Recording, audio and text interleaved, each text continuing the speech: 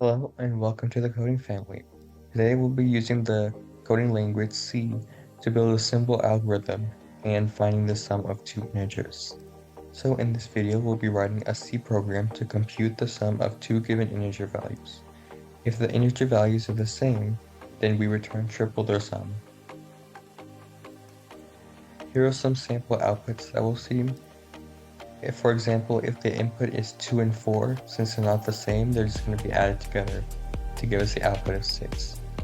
However, if they're the exact same, like 4 and 4, they'll be added together, which gives us 8, and then tripled. So 8 times 3 is 24. So let's start coding. This first line of code is a library function that we use in C that basically gives us the files that we need to code.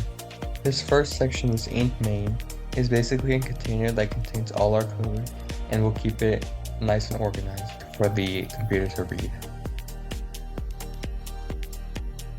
Now we're going to declare and initialize our variables. We're going to declare int a and int b. We're going to set a to 2 and b to 4. These are just numbers that we're going to use to add and check the conditions with.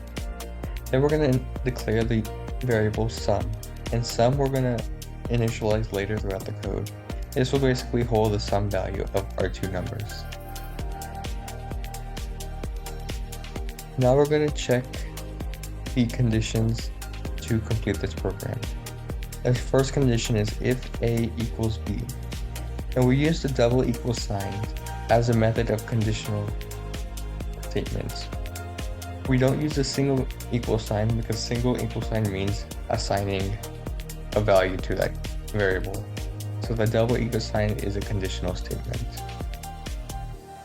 So if a equals b, then the sum will equal a plus b times 3, and that will triple the sum value. However, if it doesn't, it will just be a plus b, and that will be stored in the variable sum. Finally, we're going to have our output statement, which is our printf. We're going to have the %d as our first term to tell the computer that we're going to be outputting an integer value. That d stands for decimal integer. And then we're going to have sum as our second term.